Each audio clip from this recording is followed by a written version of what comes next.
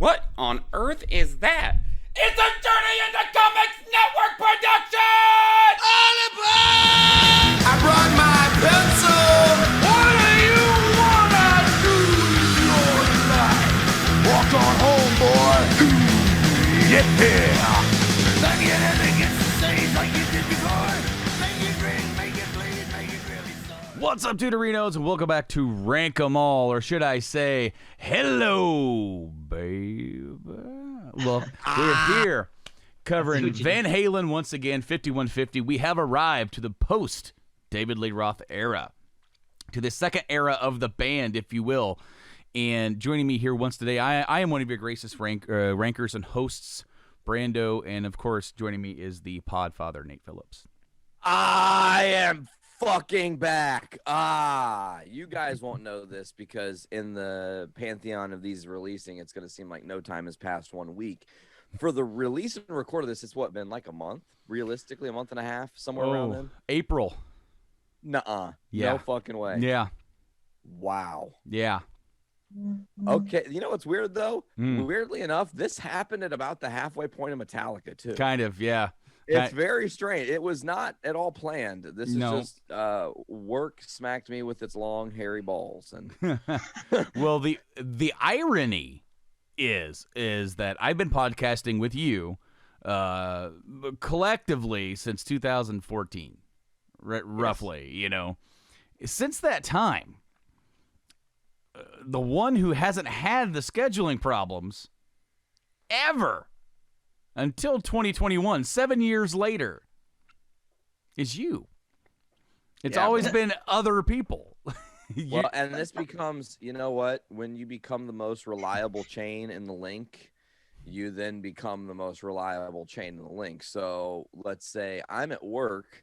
One of the last times we had talked about possibly doing a show, I'm just bopping along, thinking my day's about to be over. Nope, you're staying till close because one of our soups just left for the day because they're sick. Well, I don't get to just fucking leave. I don't get to just say, hey, I don't feel well. I'm not going to close tonight. I'm always there closing, always there opening, always there working until they give me days off. And even still, I'm there. I had to fucking go in on my first day off in this little 3-day patch of days off I had here because of what? A work meeting. Do you know what that meeting could have been tied to? An email. It could have been a fucking email. That was the whole theme. Could have just sent me an email. I would have been much happier. Anyways, we're back. We're also joined by our fellow ranker, Mr. Joe Grimes. Welcome back. Hey, what's going on, guys? It's been going all right, man. And as far as the rankings and everything, you know, I've had this album ranked since the day we recorded 1984. Okay, yeah. Because we were originally going to try and do it that day, and it didn't pan out. So I've had to go back and re-listen to this, and even in some cases adjust ranks because that's what happens. You know, Same here. Yeah, that's what happens when you listen to something again later on. So like, you know, that is a downside to listening to something for the first time or just a few times and giving it a rank. Whereas, like, later on, you might feel different about it. So, whereas Metallica, you know, I know for Nate and myself, we know that discography back and forth. We've been listening to it for like 10 years, 20 years. It's easy to rank that and give a definitive thumbs up. This is what this is. Yeah. When you're listening to something like Van Halen, for us, when you're diving into the weeds, not the big hits, not the everything that you knows, but the weeds, and you hear something and you're like, I didn't care for this the first time. Maybe the 7th time you do.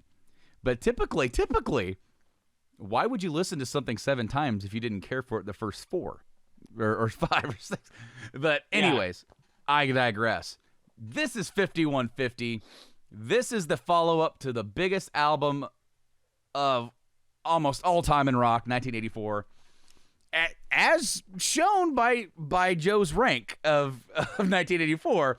So far, in the entirety of our podcast, of the Metallica, of Between the Buried and Me, no one has given every single track a 10 until 1984.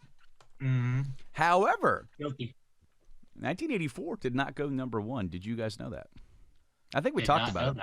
It got Thriller was number. Oh, It came that's out. right. It came out right time as a Thriller. Thriller, of course, is the biggest album of all time, Yeah. of any genre. It doesn't. That album crosses genres. It is truly lightning in a bottle. And Van Halen had their own lightning in a bottle with 84. Had Thriller not released, it would have been 84. 84 would have been number one. All day. Yeah. However, 5150 was their first number one.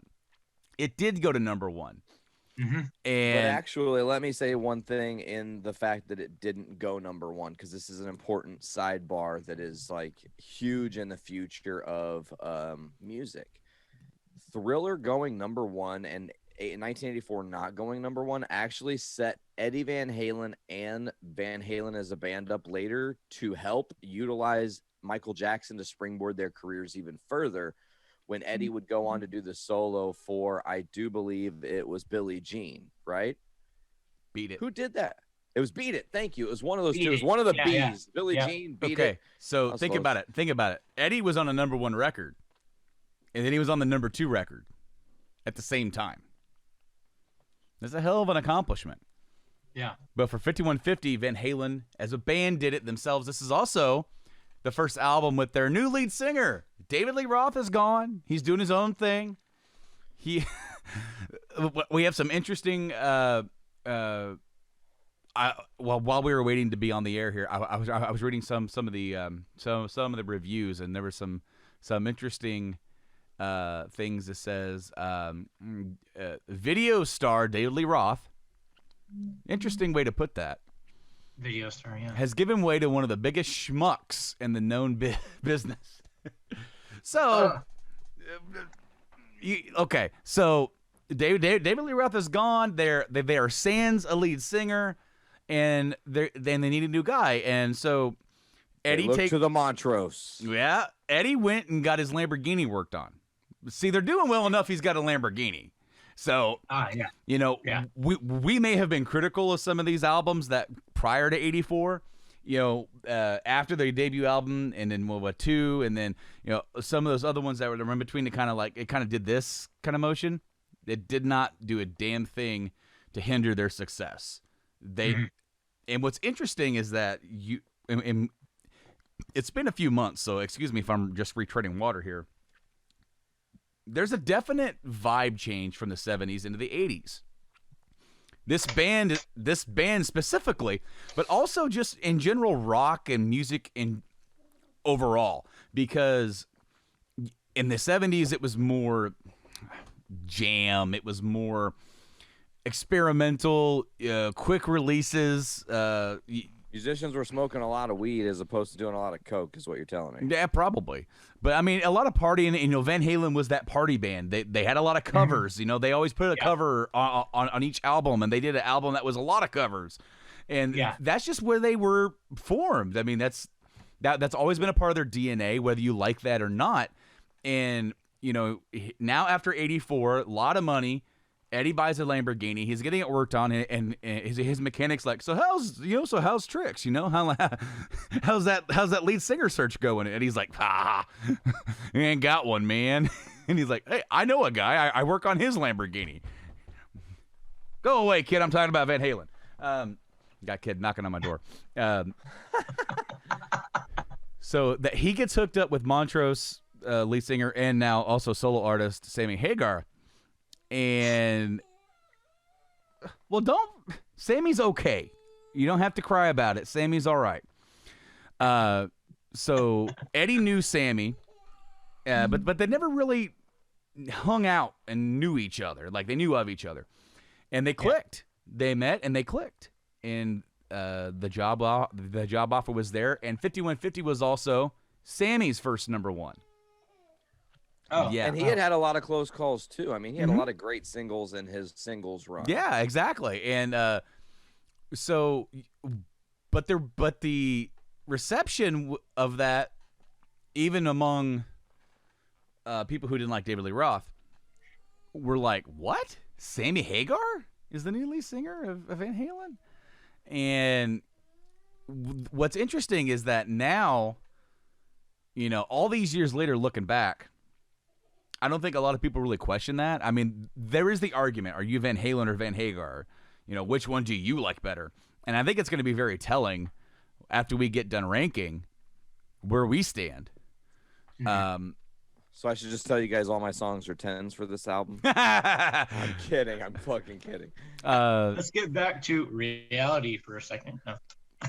Well, Joe, you're the one who smashed reality with your Infinity Stones of I know, tens. that's I was like, yeah, whoops. But no, 5150 was kind of like, it was, you know, did it go number one because of how strong this album was, or did it go number one based off what preceded it?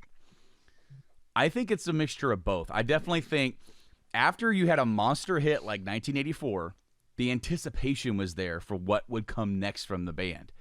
Yeah. And the fact that it's a new singer, the anticipation almost doubles because it's like, what are they going to do? What is this sound going to be? Is this going to be a entire departure from what we have known as Van Halen, or are we going to get more of the same? And it's funny because really jumping into that first track, it's kind of like, hey, here's more of the same, baby, but not really. And I love that. And that's we'll get back to that in a second. But I will say this is like a thought that I want to just say here, because you're going to hear this theme throughout, and I don't want to just be a broken record on this episode. This album is where the boys became men. And what do I mean by that? The themes realistically a lot go from the party life and just getting girls, hooking up, doing whatever, drugs, blah, blah, blah, going on, living your life, to now more serious themes of like, hey, I'm connecting with this person, but why isn't this quote unquote the thing that we call love or other feelings of love and emotion? And they really explode with that. And I think it's something that shows not only the maturity of the band, but the maturity that they were hoping their fans were going to join them in because of, well, they're getting older. And that's really all this comes down to, maturity. So according to Sammy, he had a quote saying, this album went platinum in 1 week. Wow. And it was the fastest million-selling record in Warner Brothers history. Wow. So much that Warner Brothers was they were like, here's another smash hit from Van Halen. And many called this new incarnation Van Hagar. And according to Hagar in his book, Warner Brothers asked them to consider renaming the band Van Hagar. Oh, wow. And Eddie and Alex declined. Like, no, we're not doing that. Which would have been interesting, but like I don't think it needs to be, because I feel like you already have that legacy. Like, why? Exactly. The only thing changing is the singer. You know what I mean? Right. When realistically you have the level of talent of the musicians, yes, you're absolutely right. That would be like Aerosmith changing their name to Aero Jones, you know? Also, let me say another band that while the argument works here that the musicians were great, so it doesn't matter who the lead singer is, my shirt is a totally different story. Well, yeah. Just saying, because that, and maybe someday we'll rank those, which would be in and of itself interesting, but that is a situation where the lead singer being replaced totally maybe changed the course of music history. But anyways. But also, like, in that case, just like with Van Halen, I mean, they've had 3 different lead singers too, right? Technically, yeah. Technically. So then, like, you have, like, you know, Danzig, and then you had Graves, and then Jerry.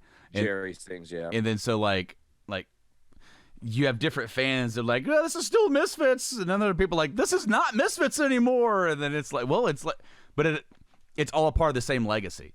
You know, it's all part of the same journey. You have the beginning part. You know, Van Halen, it's funny how that kind of like, it's not the same, but it mirrors in some respects, because it's just a variant, bro. It is a variant for sure. And I mean, I don't know if the TVA has gone and, like, you know, killed off the Graves era, but I mean, I hope not. They pruned him from the fucking top. I hope they didn't prune the Graves era, because there's some songs I like in the Graves era. I mean, the Graves era songs are great, but maybe they pruned Graves because Look at how Kiss is doing things. It's going to be to the point where there's not going to be any original members of Kiss left, but it's just going to become their own tribute act. That is true, and that had been talked about. We're kind of tangenting here, but that had been talked about with Kiss for a long time. Of like, we can keep the cog going forever. I remember Gene Simmons in like the late '90s saying, "We are all replaceable. It's just songs." And then if you keep the heart of the band there long after we're gone, then it's still Kiss, isn't it? It becomes characters and not just people, which become bigger than the people. Yeah, and to be fair, when you have a band like Kiss. And you, with the face paint and everything, you do dehumanize that to an extent, so much that the newer members, I can't even remember their names, so I'm not a huge Kiss guy, but Tommy like Thayer's one of them. Yeah, Tommy Thayer, Eric Stinger, but like they were the face paint of Ace Frehley and Peter Criss, even though they're not Ace Frehley and Peter Criss. They're the Cat and Starman. Yes. Yeah. Which is like, oh, cool. The Cat and the Starman are still in the band. They're just not Ace Frehley and Peter Criss. And I saw. To be fair, Ace Frehley and Peter Criss probably can't remember being in the band, let alone where they are right now. Well, I don't know. I think I just saw Ace on an interview recently, and he was in really good standings. He's real sharp. Well, yeah, he's off drugs and shit, man. Paul Stanley. They asked Paul Stanley, with this wrap-up tour that they're finally how many retirement tours? I saw them on their farewell tour in 2000. It was my first concert. How are they still how are they still saying farewell 21 years later? I do not understand. Well, how many farewell tours the Stones have? I mean, like, come on, like. Okay. True. I mean, it's all marketing, but they asked, is there any way that Ace and Peter could be involved? And he goes, I'd be open to it. Maybe not for like a full run. I'm not sure if they could do it. He goes, but look, he's like, you can't have the beginning of Kiss without Ace and Peter. He goes, but the band cannot continue past that with Ace and Peter. Like we could not do that. So to be fair, and could Van Halen, could they have continued with David Lee Roth? Maybe, maybe not, because it feels like Dave's ego was maybe getting a little bit too big for his britches. He was becoming his own superstar, whether we weren't this age in the 80s to see this verbatim. I remember watching a video, and it was those backstage stuff from, I believe it was the 86 MTV Video Music Awards. And Eddie Murphy host. It was a big show, and Van Halen was there with Sammy, and Dave was there by himself. And Dave was doing his Dave thing. Oh, man, it's a good show. Like, all the right people won.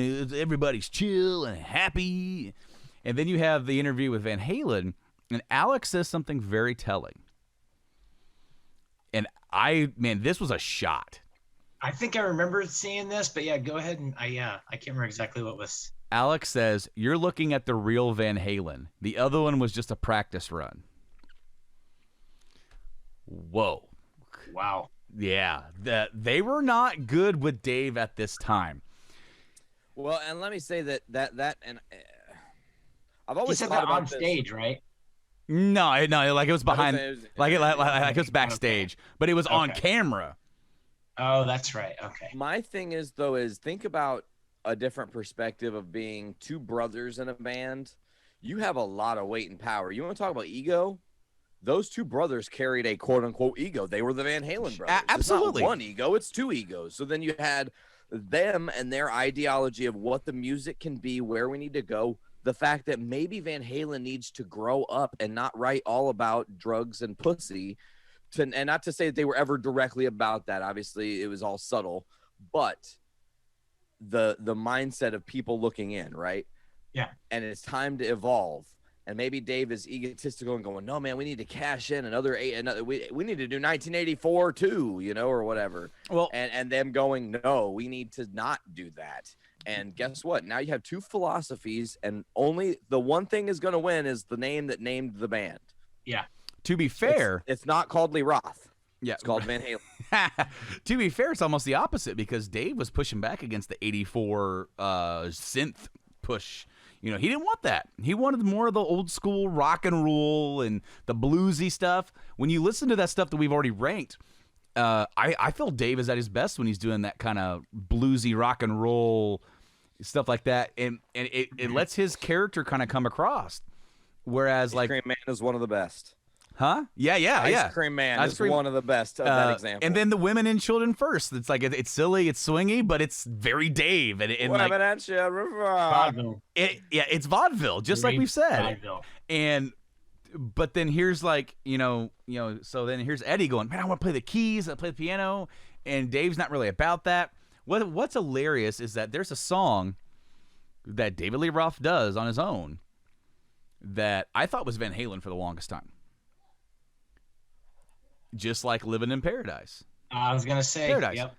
Just like Paradise, yeah. When I was a kid, I heard it on the radio. I'm like, oh, that's Van Halen because it's David Lee Roth. And the music sounds very Van Halen-y. Yep. Come to find out, that's just Dave. So I remember the music video for that. I used to, my brother was a big Eddie guy and a big Steve Vai guy, but I remember seeing the music video for that. I was like, that's not Eddie. No. I would get upset, why is he not playing with Eddie? But that's so you can see where they were deviating, but a lot of that magic was still there. So it's very interesting. But here we are with 5150. Sammy Hagar, Eddie Van Halen, Alex Van Halen, and Michael Anthony are in the band. All the songs are written by them. There is no cover on this album. Nope. And also gone is the producer, Ted Templeman, who had produced every album prior to this.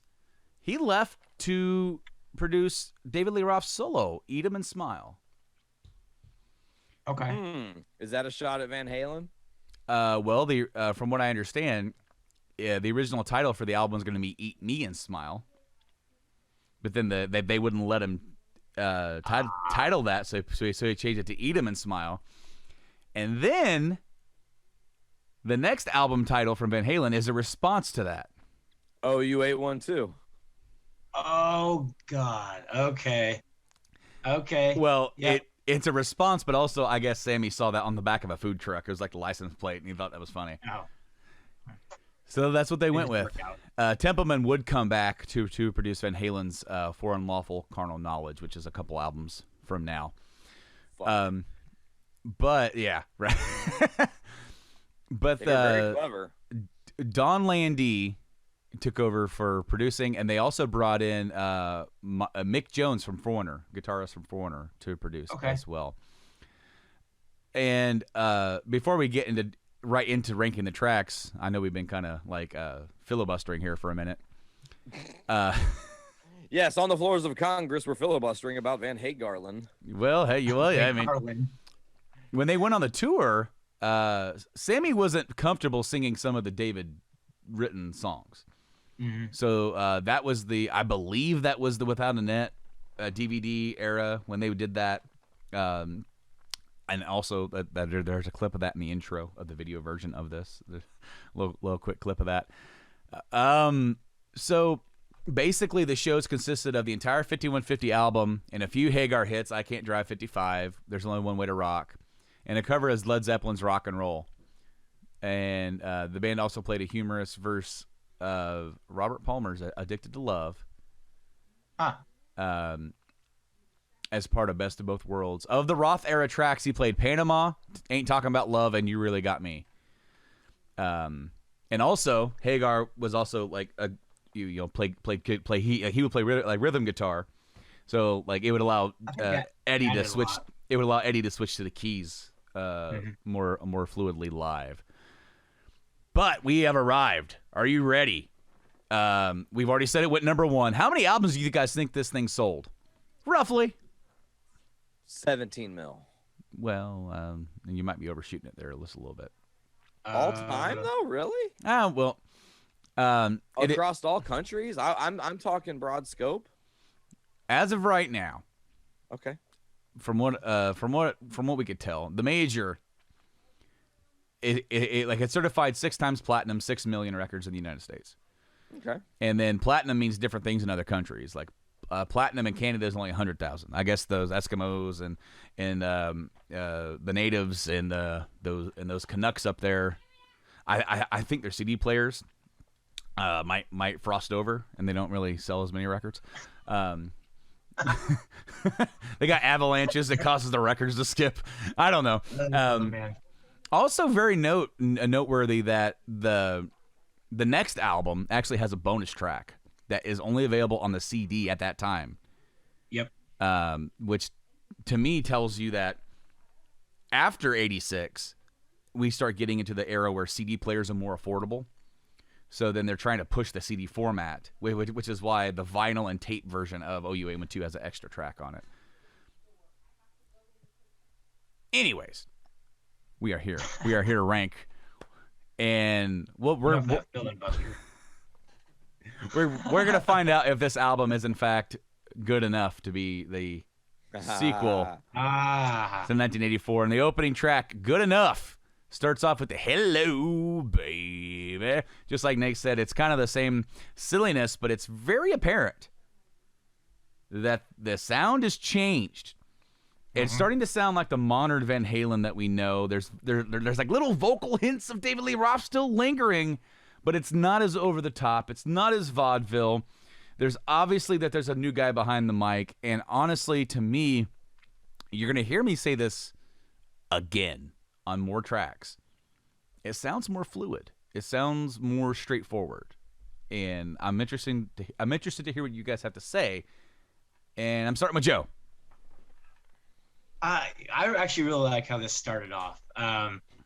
You know, like it was Van Halen, but like, you know, Nate was talking about like a more mature, more rockish, you know, Van Halen. And we got to look at that. This was almost 10 years since their first album. Yeah. So like everybody that started listening to this is damn near 10 years older. So they're kind of growing with the crowd. I thought it was a great way to start off. I love the song. The only thing I didn't care for is like, after the part with the waitress, like, I'll have some of that, you know, the vocal breakdown there, that I think that part kind of just, it didn't mesh well for me. I don't know what it was. It was just weird. Like, it didn't need to be there. Anything else could have been there. They could have just done another solo or whatever. But but overall, like, no, I really like how that's how you come in strong with that first song. It was really good. How about you, Nate? You know, I think this song is got a couple things going on. First of all, they play on Dave a little bit there with the "Hello, baby," because you could, not paying attention, put this into your cassette and be like, Dave didn't leave? What? And then be smacked with this totally different vocal style. But also the first track kind of saying, you know, we've done something great, but is this going to be quote unquote good enough? Maybe not in the lyrics itself, but more in it. To me, first songs are always a statement in one way or another. Either lyrically what you're saying is what you're trying to get across for the whole vibe of your album. Either the title of the track has something to say about where your headspace is, or, you know, if it's a title track in and of itself, you really wanted to, you know, talk about it. But I love the guitar work in this song. I think there's some bounciness with Eddie playing where it seems like he is really tuned in and having fun. I will say this is, in my opinion, one of the few songs that the guitar work is nearly identical in tone to 1984. This song could have very well been done with David Lee Roth in 1984, and it would have just fit right along because it kind of has that vibe.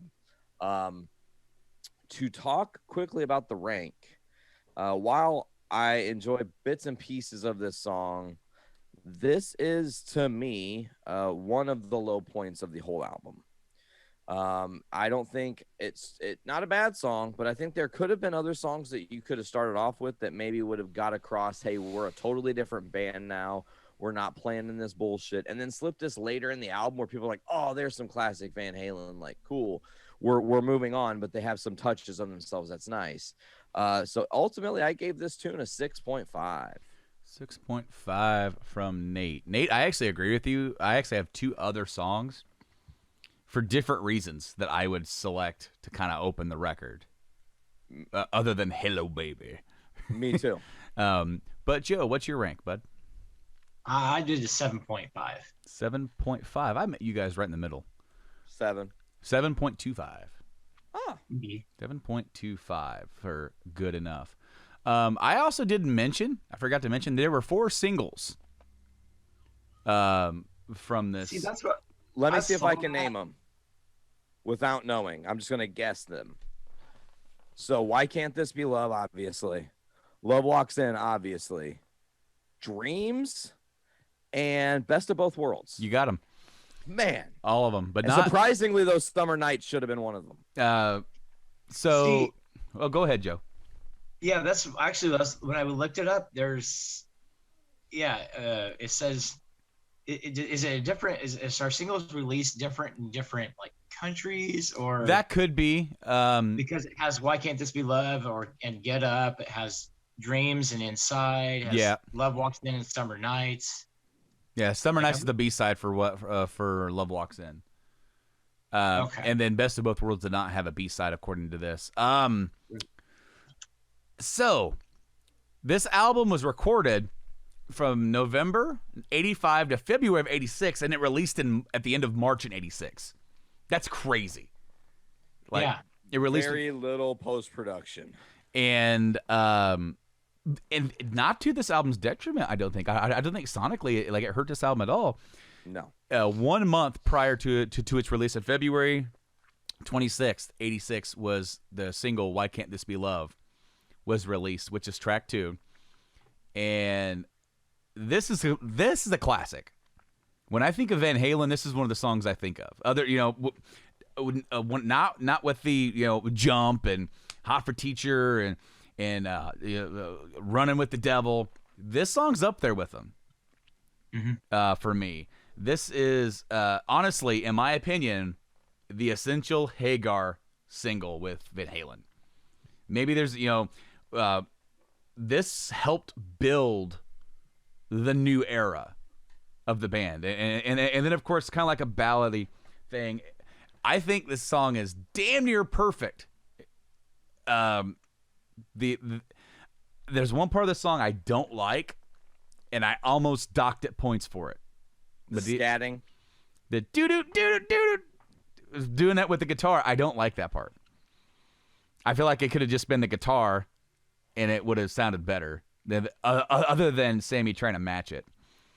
But I kind of like that part. I predicted last night when I was re-listening to this, I'm like, man, I still don't like that part, but I bet Joe will. It'd be interesting to see what he says. But I'm gonna go to Nate next on this one. What do you got to say about Why Can't This Be Love? First of all, this is like genuinely in the entirety of my life one of the first songs I remember ever hearing. Like, I was very little. My parents listened to a lot of rock, and a lot of rock was Van Halen in my house. It was Van Halen, Kiss, and Warrant were really the big 3.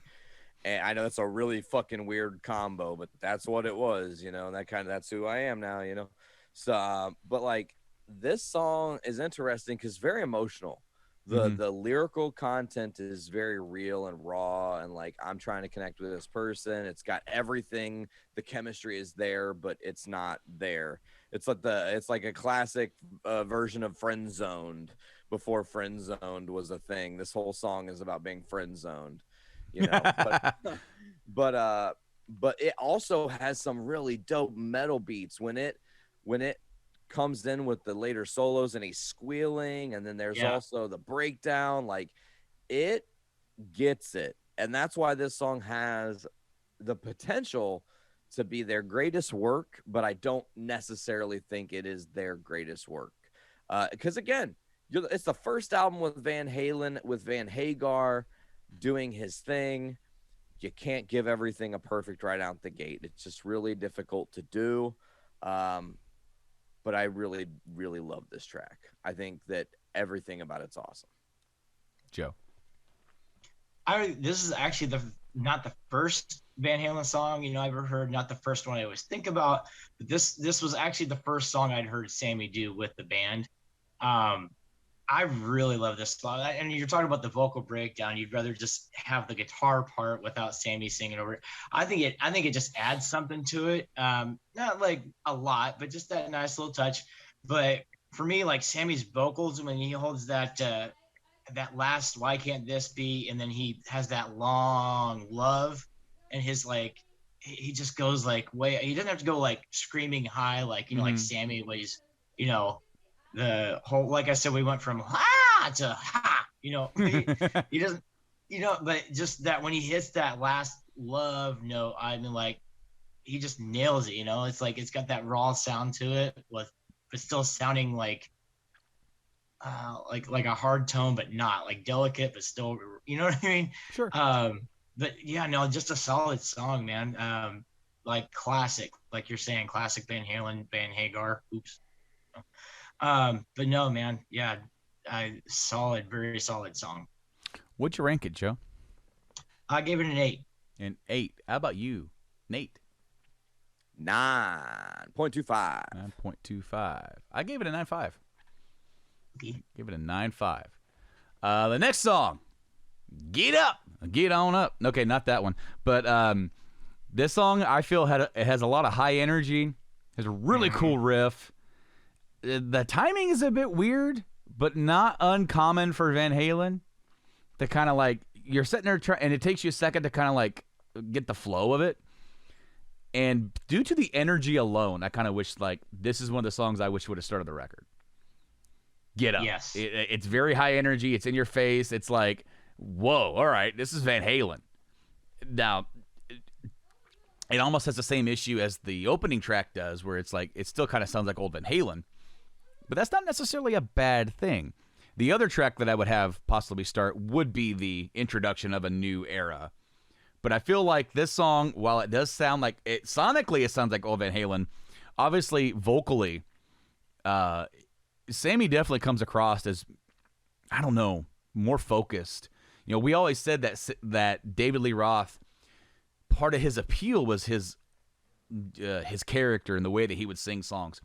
But when you would get him on in a mode where he was like more focused and less all over the place with his gyrations or deviations, I believe one of the songs from '84. I'm trying to remember which song it was. It was like near the end of the album. It's that one that was co-written by Michael McDonald. I know the I know it's been a while since we covered that. Well, I got my I got it right here. I'll wait. Yeah. I'll wait on '84 is such a departure vocally for David Lee Roth compared to the rest of the album. Because in Jump, you have him going, "Hey you, hey, who said that? Baby, how you been?" And then you got Hot for Teacher, with him talking before the verses, "Hey, we're back. I brought my pencil." See, and that stuff's funny, and it's entertaining. But when you get him more focused, it's like, all right, this is a song. We are servicing the song here, not just having fun. And I feel like Sammy brings that across this entire album. he is the epitome of less is more. You fuck. Joke him if you can't take a fuck. Also that. Also. We'll go to Joe to talk next about Get On Up. Get Up. I'll tell you, man, this song, I mean, from the get-go, like what you're saying, I think this should have been the initial, like the first track, maybe like literally swap the two out. Mm-hmm. I mean, this is like, it's balls to the wall, it's drivey. I really like the start of this. Like I was trying to think, like I had to go back and listen, re-listen to this. I'm trying to pick out what he does with the guitar in the beginning, whether he's using a slide or if that's just a whammy bar. You know what I mean? Like, so I'm either picturing like him just cranking the crap out of that whammy bar, damn near breaking it, or using a slide. But I love that sound. You know what I mean? You just have, I say the word raw like so much, but like that's what you get, that raw tone mixing with the slide or the whammy. It's freaking gold. And this song is just so solid. Like I said, this is the thing I wish they would have started off with. And he said it's still, I can see what you're saying. It still sounds, Roth era-esque. but it's not like the vaudeville type. No, rock-esque, you know what I mean? not at all. And this album isn't like, it is a progression, you know, and we've honestly been noticing that from everything, you know, coming from Fair, you get hints of it in Fair Warning, and then Diver Down, 84, 5150. There is a progression of them moving towards a more polished and, dare I say, commercialized sound. They are like, hey, we can still be Van Halen, and we're selling all these records, but we can still be more radio friendly than what we have been. True.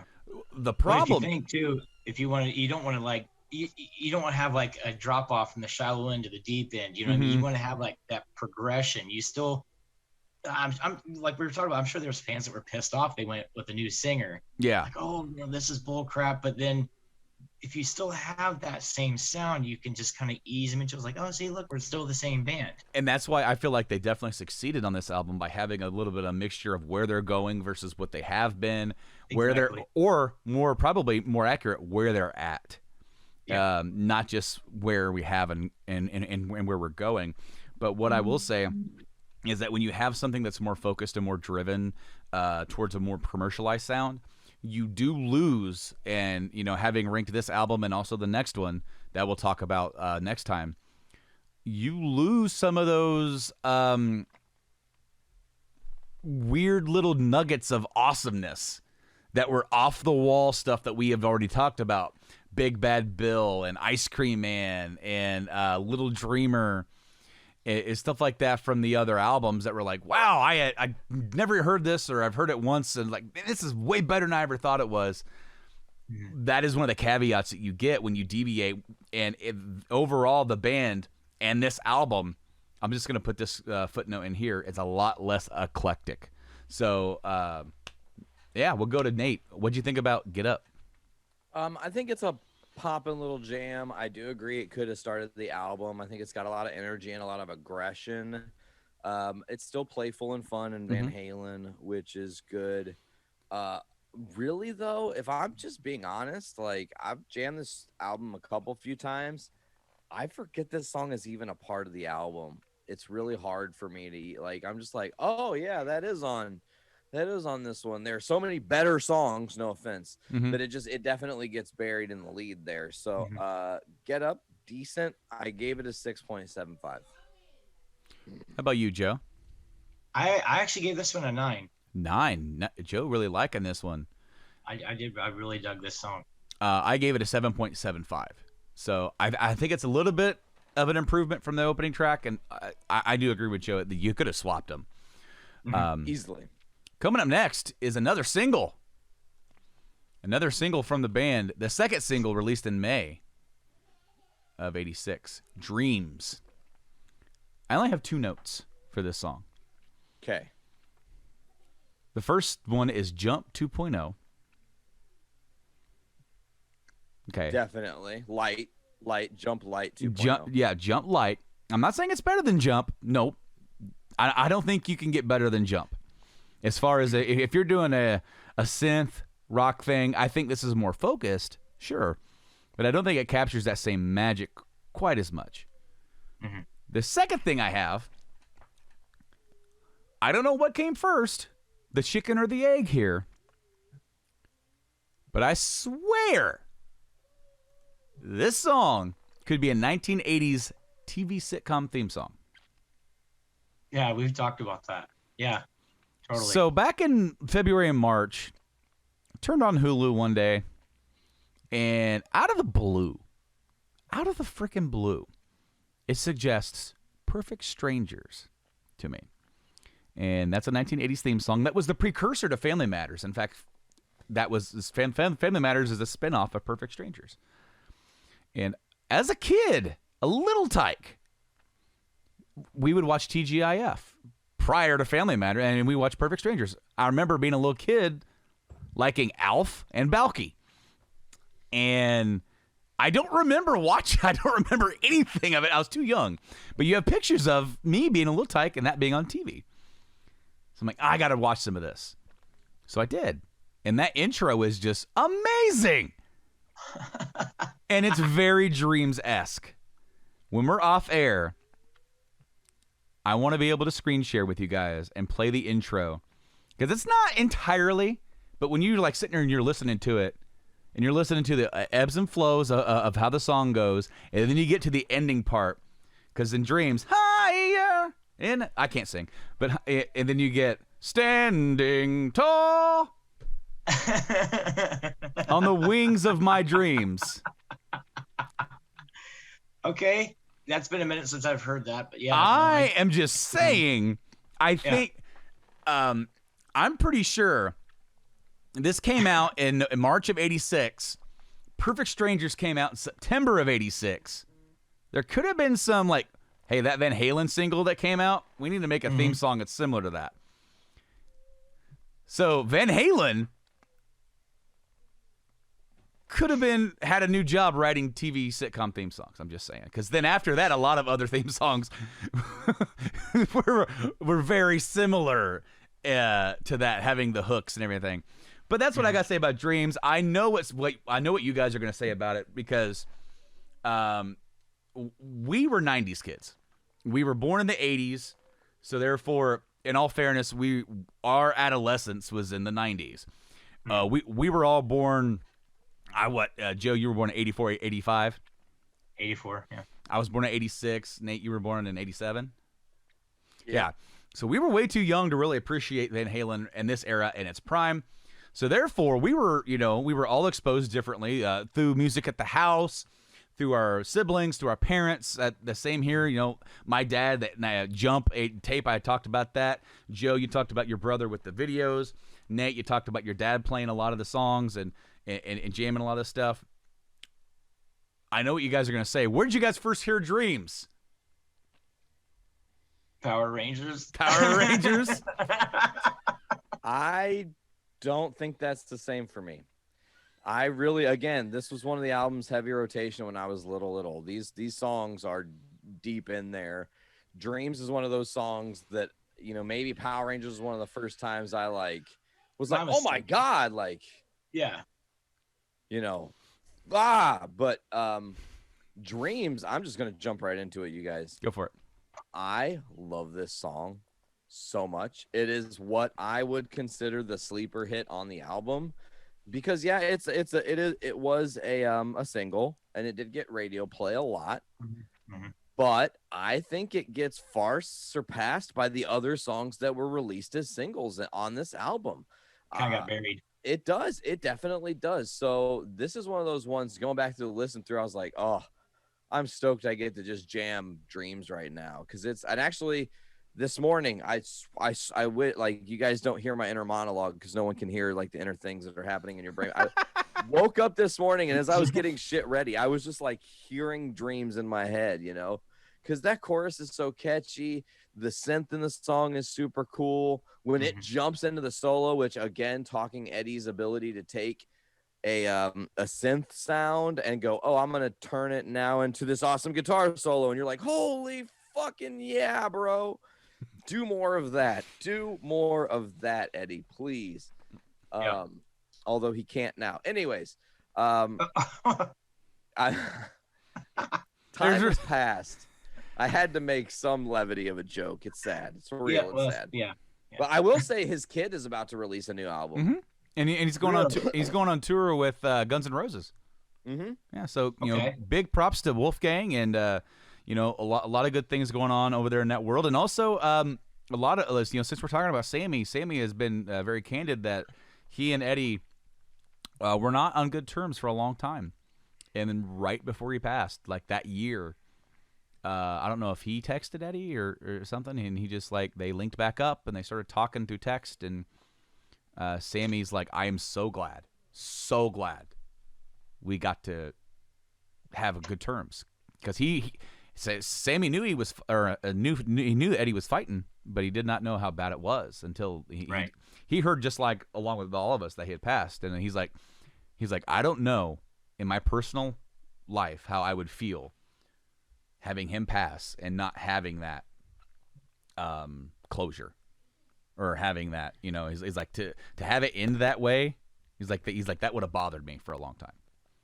you know, for the rest of my Yeah, life. you would have had guilt and things are left unfinished and unsaid. You know, and then also Wolfgang said that he had finally talked his dad into a big, huge best of both worlds tour, getting Sammy on, getting Dave on, getting Mike Anthony. He's like, and Eddie's like, no, you got to play bass. He goes, I'll play bass on the album I played bass on. If we play songs from that, I'll play that. He's like, you need to have. He's like, why can't we do this? He goes, I know that there's egos, and I know that he's like, but the fans deserve this. Yeah. He's like, So, do you think Wolfgang would ever like try to, while the remaining members are alive, do that though, as like a tribute to his dad? I think he said, he goes, it's too soon to talk about tributes. He goes, tribute is one thing. He goes, as like a one-off type deal, probably could happen. He goes, but to try and capitalize and do like a whole tour, probably not. He goes, like, because nobody can replace Eddie. He's like, nobody. He's like, there can be a lot of imitators, but there's only one innovator in that respect. So it's like, you know, True. and Sammy and Dave absolutely 100% hate each other. Like, that is fire and ice right there. like there's. So you have one on one side of the stage, one on the other side of the stage. You have Dave. Would you Their say own separate call managers. Okay, your would you song's say, up. would you say Dave's on fire? And Sammy's cool as ice, sipping I on had that, sipping down there in Cabo Wabo. Anyway, Dreams, Joe, what do you got to say? I not much, just like you. I mean, the actual first time I heard it was, you know, on the very bust of Van Halen, the Volume 1. But I mean, like, the most thing I remember was the movie. The Power Rangers movie, which was 9 years after this came out, by the way. Right. Which is very interesting because that's when they're all like parachuting with the surfboards or snowboards, and you're just like, they're flipping all around, and they're just like, you have this montage. They're in their ninja gear. No. Right. This is the very beginning of the movie. Very beginning when they're just like. Yeah. And right. I think it plays again at the end. Maybe when they're doing the fireworks. Because that's the part I remember it from. Okay. That's the main part I remember. But I mean, I really enjoyed the song though. I really appreciated Sammy's really strong vocals on that. Oh yeah. It's definitely one that I think got buried, lost in the weeds. He brings it vocally on this song. He does. It's so good. That's all I got. I mean, What do you got for a rank, Joe? 8.5. 8.5. Nate. 8.75. 9.5. Okay. From myself there. So Summer Nights. Summer Nights is the next song. Catchy opening riff. The next one I have is because there's a big in this song. Bass fills the mix. Sometimes the bass, we've talked about it. Like, you don't really notice Michael a lot. Michael plays a lot of just standard bass. Every once in a while, he gets to shine a little bit in the mix, and I feel like he kind of shines through here. I also wrote, sounds like it would be in a 90s montage video, like a big kind of a rockin' just the thing going on. And it has a very catchy chorus. And that's pretty much all I wrote. Good song. I'll take the lead on this one. Summer Nights, man. Great guitar work. I think the intro's dope. It's Eddie just by himself kind of playing and having fun. The band kicks in. It's some punch. The vibe is cool. I think really there's probably three when I really think about it. This song also very easily could have opened the album, and I think people would have been like, oh shit, we are in a new era. This is brave. It has a little bit of the old still in it, but I mean, Sammy starts very soft in his voice, and he's just kind of chumming along, and as the song picks up, he brings his energy into a point where it's infectious, and you're like, fuck, I want to go party and like be outside and on the beach right now in the middle of the summer, no matter, it could be winter and I'm hearing this song. It puts you in that space, which really a great songwriter will know how to do. Encapsulate a moment for you to feel it, right? So this song is all about build. They build up to that chorus and then pop you. Yep. And it works really well. I'll say this is definitely one of the songs could have taken the lead for the entire album. and people would have been like, I mean, envision this. Let's go to 1986. The anticipation is there. We talked about it. You just get the cassette because you don't have a CD player. You can't afford that shit yet. You get your cassette of 5150. You pop it in, and it kicks with fucking Summer Nights on the radio. As you're listening on the radio, and you're like, "Oh my god, this is so meta!" And you don't even know what meta is at that time because it's not even a fucking word. But like, it's so cool and real, you know. It would. I mean, being a kid in that era would have been amazing. And of course, hearing it later in the album's cool. But man, to kick off with that, I mean, the only thing you would lose there kicking that off with is what then do you do with Good Enough and or Get Up? Put it later in the album where it's going to be forgotten about more. Yeah. Well, I kind of feel like this song is kind of a sleeper. You know, if there is one of those sleeper again, if there is one of those sleeper songs that we've talked about, I think this one is probably it. This is my sleeper right here for sure. This is definitely my sleeper song for the album. But like, actually, I'm gonna read note for note like what I wrote originally when we first listened to this album. For me, this is I wrote like probably not a song I'll remember much moving forward, but I still enjoyed the song. Not really anything grabbing my attention. But then I kept going back and refreshing myself on this album, like kind of what you talked about when we haven't done this for a while. You kind of keep going back and listening. And I found myself like you and I'd be working together at work, and I'd be going over this song in my head, the beginning of it, and then and then hot summer nights, and then I found myself like singing or humming to this song more than any in the rest of the album. And I kept going back, and just like dug more into the song the more time we had, you know what I mean? But that for me, this was like the definite sleeper. Like I originally had this as a 5 just because it's like, you know, it's all right, it's cool, I guess, whatever. But like I said, it was infectious. Sure. It got stuck. It actually ended up getting stuck in my brain. I kept going over it. And then like literally like yesterday, I was just kind of on the drive home, I was listening to the album through again, and I actually listened to this the most. I kept repeating it because I didn't want to stop listening to it. And then like, damn it. Okay. So I actually had to adjust my ranking on this one. I feel like up a couple notches. if you, which you do, Joe, but I don't know if you guys would play something like this. If you had a cover band that you were going to play a Van Halen song, this would be a great one to do. Yes, I actually told them a few days ago that I want to do this song. So I think it would be great because it's unexpected, and most people aren't really going to know, oh, this is Van Halen. You know, I mean, you diehard rock and roll fans. Oh, I remember this. Yeah. But it's going to be like, you know, you're not pulling from the cream of the crop. You're pulling from like one of the, like, as we said, one of the sleepers. So, yeah, awesome song here. What'd you give it, Joe? Love it. I actually went from a 5 on this all the way up to a 7.5. 7.5. Quite the climb. Got a couple points. Like I said, it was infectious. It just kind of grew on me as the more I listened to it. All right. And Nate. Wow, Joe and I are actually close in rank for the first time in like 17 goddamn episodes on any one song. A 7.25. I also really enjoy this tune. I gave this song an 8. We're all right there. Right about there, yeah. So the next song is the song I would have start the album. This is unequivocally the absolute definite, just for the message alone. Yes. No, like I can see that. Get Up would be a good one to start off with the energy. Van Halen, if you're going to go that route, Good Enough, I guess, is good enough to start the album. I mean, to be fair, it's probably not the best one, but it's good enough. I'm not going to nitpick about it, but if you're going to send them a direct 100% message of a new sound, Best of Both Worlds would be it.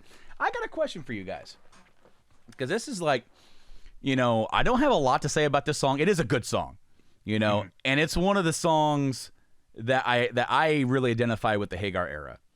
You know, this is the song that gets pulled from this, and this one was a single as well. Yeah, was this the last? Yeah, this was single. Yeah, the last single. Best of Both Worlds, to me, when I first heard this riff, I'm like, does this sound AC/DC-ish to you? Yes. And also, there's a few other riffs here and Definitely. there that are a little AC/DC-ish. Like it's almost like Eddie was like, man, what would Angus Young do here? Or what would Malcolm Young do here? And it's not 100% like just straight up, copy and paste from AC/DC, but there's some flavor here. And that is the one thing that I took from this. Sammy's on point here once again on vocals. I feel like if there's one thing that I could say about this album, it's a very strong showing from Sammy coming out of the gate. Mm-hmm. He is consistent throughout the whole album. He is great. Some of these songs, they go like this a little bit. This one's a little worse. This one's a little bit better. This one's really good. But overall, that is something that I notice among my ranks for the most part from this album and the next album. Not as a complete spoiler, but there's more consistency. Whereas if you look back on some of the ranks that we've had from prior albums in this set, you'll have a really good song and then you'll have a dip.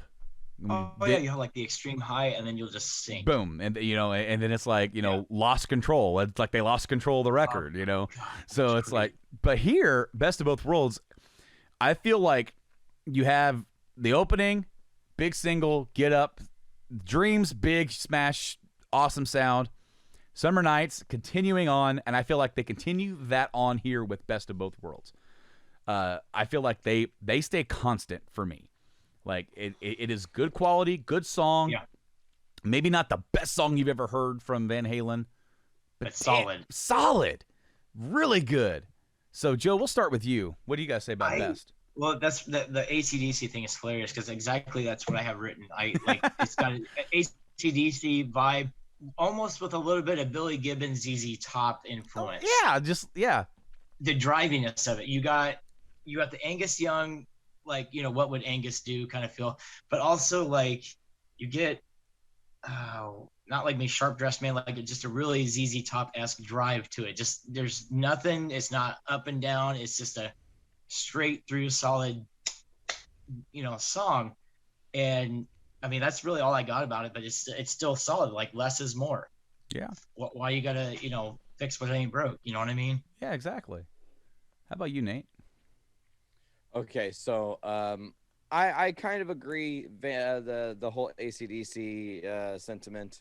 You can kind of get that, but Eddie's way more sophisticated than Angus. So while it has the simplicity there, he is able to add frills and little doily dudes or whatever you want to call them. Absolutely, make it so uniquely Van Halen that you're just like, yes. Mm-hmm. Now to talk on lyrics, this definitely to lead the album off would have been huge. You're saying right here, and I get it. It actually has total lyrical different connotation, but yet again, the image and what you're putting out there is, look, we are still the exactly the same thing you just saw, and we are also exactly the same thing you saw when you saw Sammy Hagar play live. But now you get the best of those things. Now, interestingly enough, the term the best of both worlds has shifted massively in the connotation of Van Halen because now that has been used to signify the best of both eras, your Van Halen and your Van Hagar. So I think this could have been a killer lead. I think it does a lot of great things. Solo's cool. There's some neat dropouts in the music that are fun. Another thing I want to talk about is, again, with Sammy and how he's singing. He's quick to bring you in with these really soft, palatable vocals where you're coming in. But when you get to the chorus of Best of Both Worlds, what's one thing you can, without question, say? He's got some David Lee Roth squeals in his voice when he's doing that chorus. And it's definitely, like, subtly influenced. And you're like, oh, damn, he is still paying homage to that era. So, again, all in the subtlety, all in what the bigger picture is, they did such a fantastic job. This song for me is an 8. That's my rank. How about you, Joe? 7.5, man. 7.5. I gave it an 8. Exact same rank as Nate. The next song is also a single. It was the Third single, Love Walks In. What was the date released of that third single? July 23rd, 86. July. Where were you in July 23rd, 86? January, February, March. Hey, you guys. Love Walks In is probably why I'm born.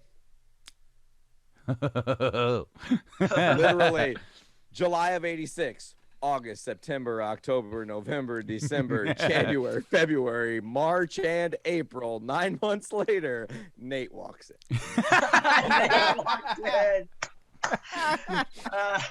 Oh, man. Okay. That's absolutely Nice. great. I don't have a lot to say about this.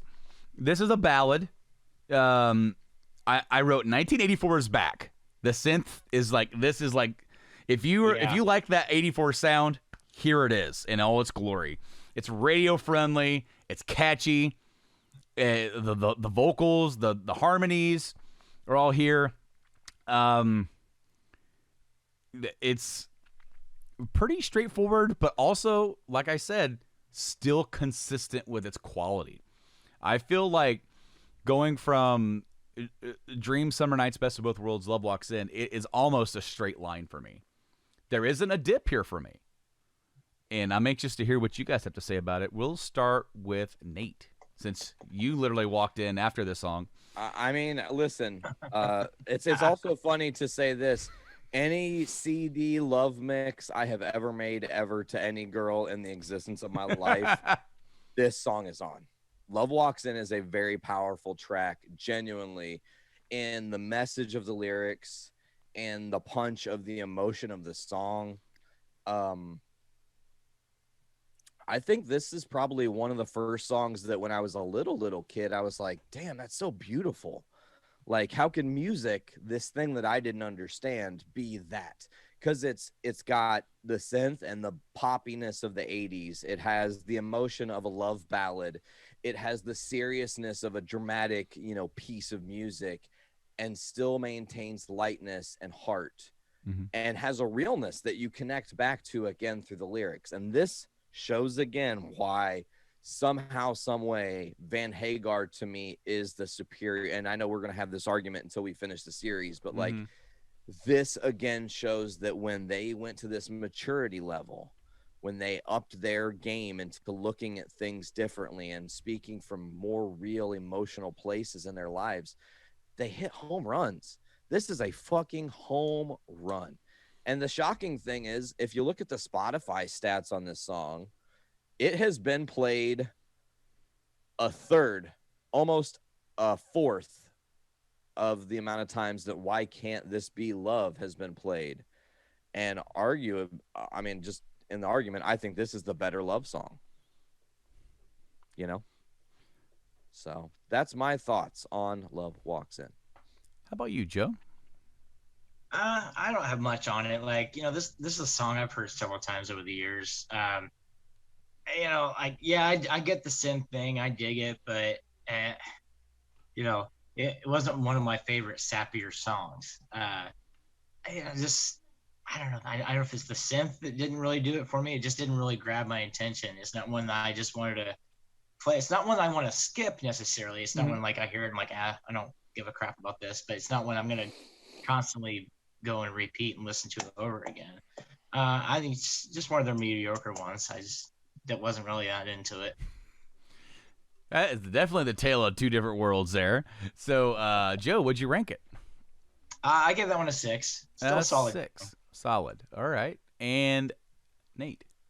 9.5. 9.5 from Nate. I gave it an 8 because, as I said, it's pretty straight line. I don't feel like the quality dips until you get to this next song. My opinion.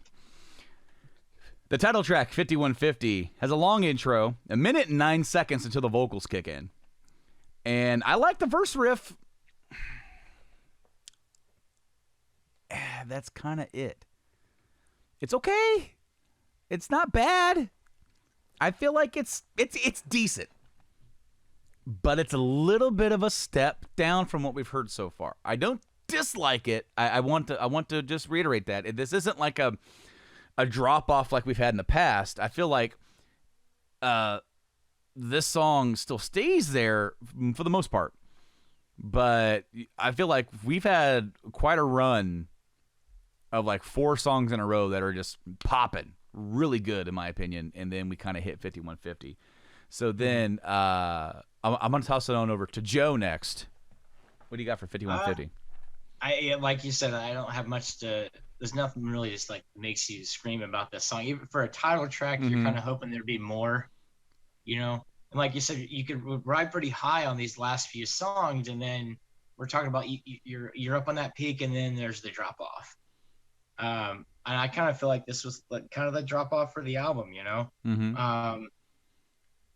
It's not a terrible song, but it's not the greatest. Sure, I agree. And like I don't like half the stuff. This is one of those ones I made myself go back and listen to because I'd always forget it. You know, I'm like, okay, this isn't grabbing my attention, but I was like, just homework wise, I needed to go back and refresh myself on this one specifically, and I still forget half of it. So it's just like, you know. See, that's kind of the thing that, like, when you're going through and you're ranking each song on an album, that's not something that a lot of general listeners do. You'll listen to the whole album at least once, and then you're going to pick out your favorites, and you're going to go back to those consistently.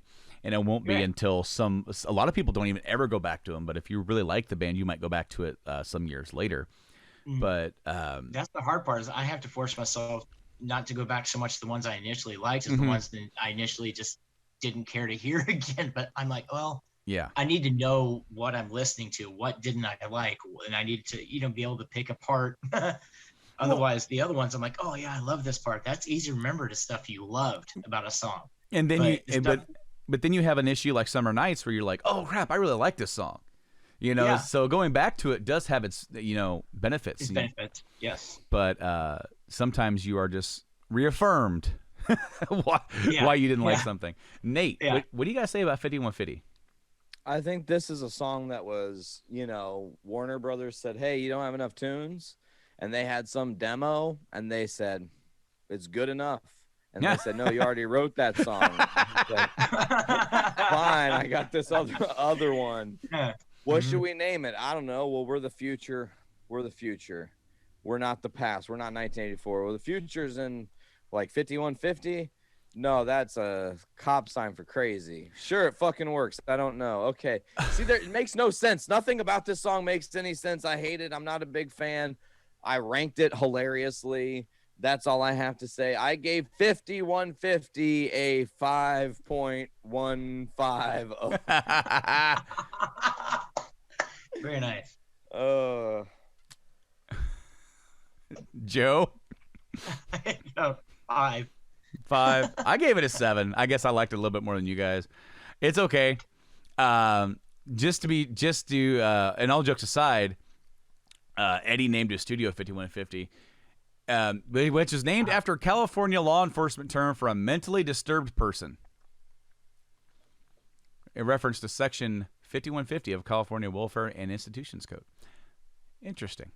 Something every day. Yeah. That's actually what I was saying, talking about being a crazy person. That's why I said that. Because I actually did know why it was named 5150. Again, this album, I grew up with it in my house. I quite know a lot about it because my dad was a music junkie. So, yeah. Does your dad prefer? Which one does he prefer? Does he prefer Hagar era or does he prefer Roth era? Let's have a nice long conversation about that. Because he is the best of both worlds. Because my dad's a music fan, you guys. He likes the music. If it hits him, it's good. That's all that matters. It don't matter who wrote it. Yeah. And, you know, I think at the time he might have been, you know, one of the few people that really believed in what was happening, because long before he was a fan of Van Halen, he loved Montrose. My dad fucking, another album that I grew up with, fucking Montrose first album with Rock Candy and shit like that. Again, I remember when I was a little bit older and we were talking, me and my dad one time were talking about Van Halen, and he just said, well, you know, I could tell that they were going to be amazing because listen to this. And we would go back and listen to Montrose. And I was like, man, you can see what he was doing here that informed how he became a legendary singer for Van Halen. And you know what's crazy? Regardless of if he would have jumped ship and joined Van Halen, Sammy Hagar was destined for an amazing career. Sure. Some of these songs could have just ended up being Sammy Hagar solo songs if he didn't join that band. Yeah. So the fact that they were like one of the first genuine super groups is amazing. And I think my dad really appreciated that and was like, hey, look, all my favorite things are, and it's like the best fucking sandwich. Well, right. Well, because I mean, what you really had was a good like combination of songwriting with Eddie and Sammy, you know, and to be fair, Eddie had that same kind of relationship with Dave as well, like where they meshed and they wrote good songs, man. They wrote good songs. It's not, it's not always just like one guy can just write all this stuff and be this whole songwriter. Eddie was a great team player and he was a great genius in his own right. And where he like, where he meshed well with everybody, and it shines. It shines on this record. It shines on 84. Where it shines. Just like you said, it doesn't matter who wrote it as long as it hits you. But the last song, Inside, doesn't hit me. I'm sorry to say, when we talked about Drop Off, I feel like the drop off is here. I like the bass intro. The talking and silliness is back. It is my least favorite track on the entire album, but it gets points for the. Did you give 5150 a rank, by the way? I gave it a 7. Okay. Yeah, I said I liked it just a little bit more than you guys. For Inside, it gets points. For the music, not the vocals, just listening to the music and the bass. It reminds me that it could be in a Sonic the Hedgehog game. I thought video game too. That's not what I thought. It's like character select screen for some sort of fighter. I had a real NES arch rivals feel to this. That's funny because like there's a song on the next album that also sounds like it could be a video game track to me. But that's just my opinion. Inside doesn't really get a whole lot of love from me other than that. I remember when I first was ranking it right before we were going to do the last episode and was really surprised with how much I was enjoying this record. And then you had Love Walks In, 5150, like, oh, okay, this was, all right. And then this song hit, and I'm like, oh, that's what they ended the album on? Yeah. That's my opinion. I'm anxious to hear what you guys have to say. We'll start with Nate. What do you got to say about Inside? I'm going to shock everybody. I really love this song, like quite a bit. I think that the poppy is cool with the bass. I got really heavy Pink Floyd vibes from parts of this song, which is where I think resonated with what I liked about it. But, and this goes back to, again, best of both worlds, I hear Dave again. Mm-hmm. And a lot of what they did here, I part of me, like, again, when I'm ranking, I try to put myself in the room. What was happening when they decided to write this song or whatever? And this seems like maybe it was carryover from the Dave era. They had this song, the music, and they said, we're trying to do something that was kind of Dave-esque with like the, how we did Hot for Your Teacher and some of our other songs where we've done some of the talky fun stuff. But this song's a little deeper and more serious. So maybe we could, play a little bit of two things together here. And honestly, this might have been one of the first things they jammed when they told Sammy to come in. Like, if you can make this song work on the album, we'll make any song work. And he was like, well, I guess I'll turn chicken shit into chicken salad. And I think he did. I think this has, like, again, you got to think, this song does a great job of being a roller coaster. Mm-hmm. Start slow. You're boop, boop, boop, ba-dooping along, going up, up, up, up, up, boop, boop, boop, ba-dooping. and then it goes like this, and then it gets really chunky, and then it jumps back up and slows down, and then and musically, that's kind of a brave thing to do, to pull back and forth and be hodgepodge about it, I guess is how I want to say that. So I really like this song. I'm going to be the unexpected guy here. I gave it a 7.25. Joe. Yeah, for me, I think it was all about that bass riff. I really like the bass riff. I think everything else about the song was actually pretty mediocre. Mm-hmm. Like, if it wasn't for that, I would have given it a lot lower rank.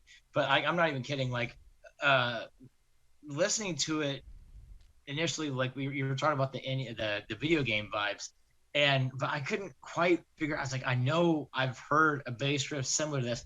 So, like, literally before we started doing the episode, I looked up the intro. I looked up the theme for Arch Rivals. You know, the old basketball game from the old Nintendo era. You know. Oh yeah. And it's not, you know, it's obviously the exact same, but it's similar. It's like close. And I'm like, exactly where I've heard that from. It's like, so it's like nostalgia as shit. But like literally the only reason I gave it like any kind of a higher rank, and it's still not a high rank. It's still mediocre. I still like the song, but other than that, the bass riff's the only thing that saved it for me. I gave this one a 6.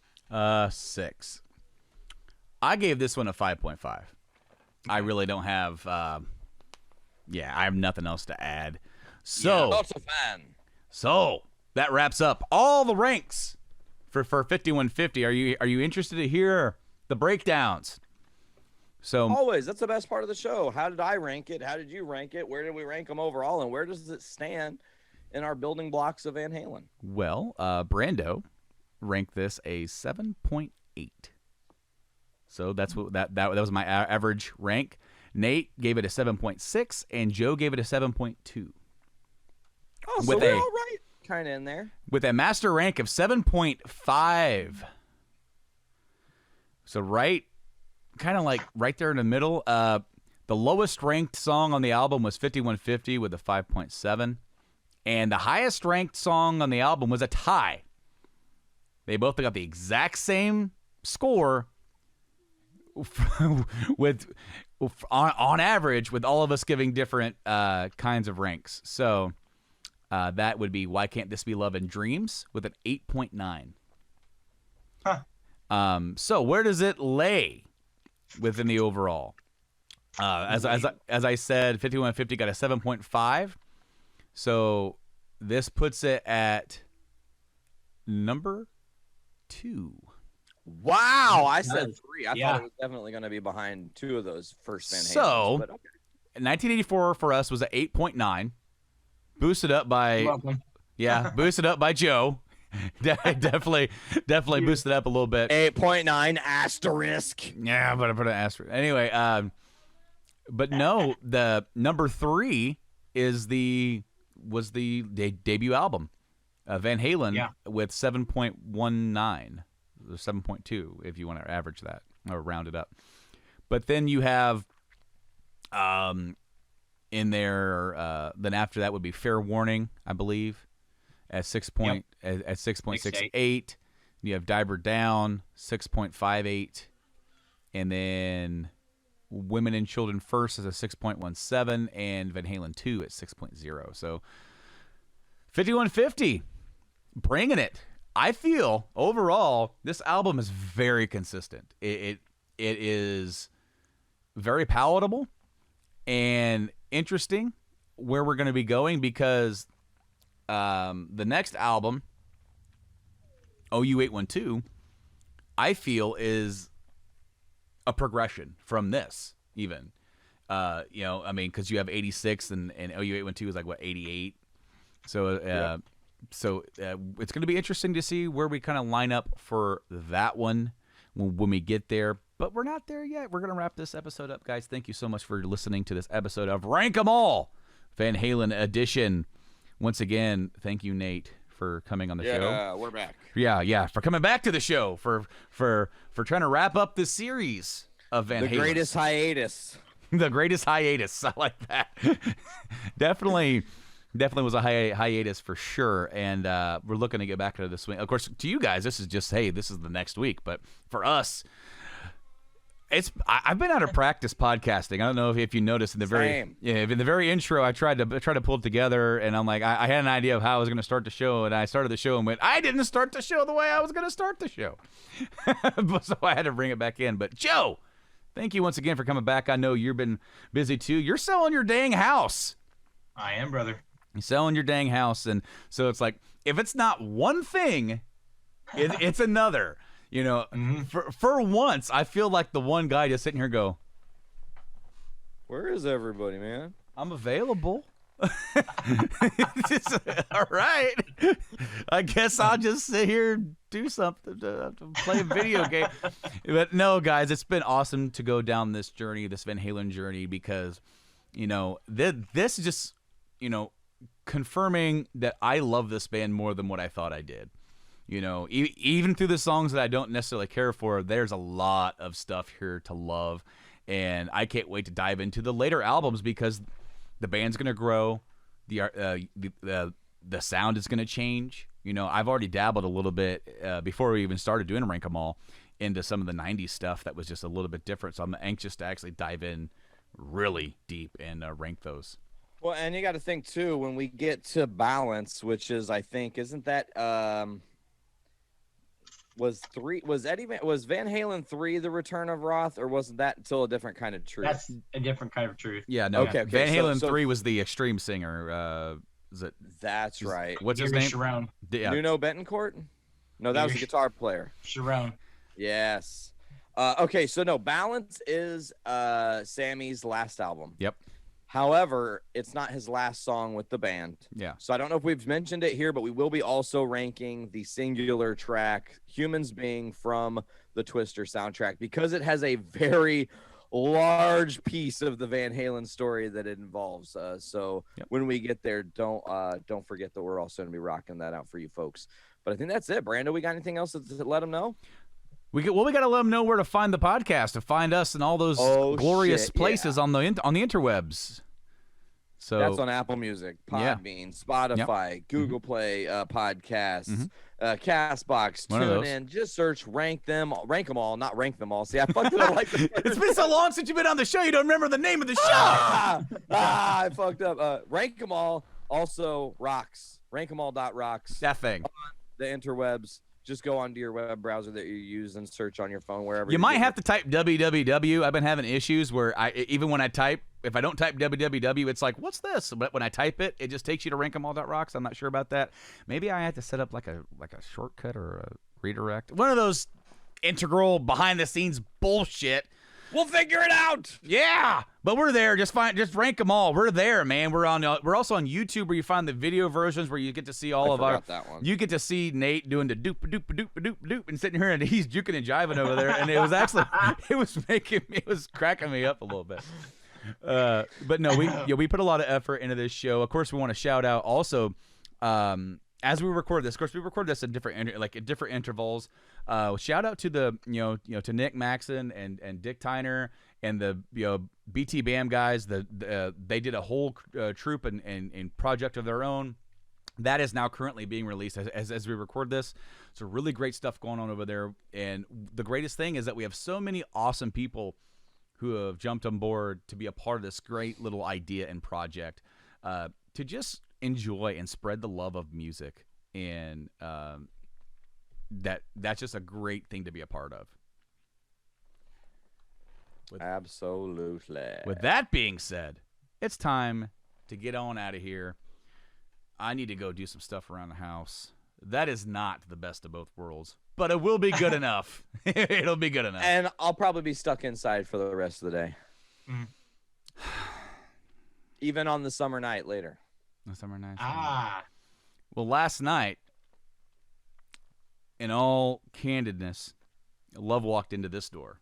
Hey, too much. Yeah. It was a little bit of a dreaming. Well, no, it wasn't a dream, but I did get. I'm still recovering. I'm still recovering from playing my show last night, and I'm not, naturally wired. Oops. Ooh, Too soon? Wait, that's the next album.